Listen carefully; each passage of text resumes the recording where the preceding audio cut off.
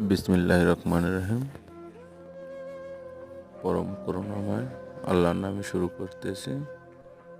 রুটির কারখানায় দেখুন শ্রমিকরা কত কষ্ট করে,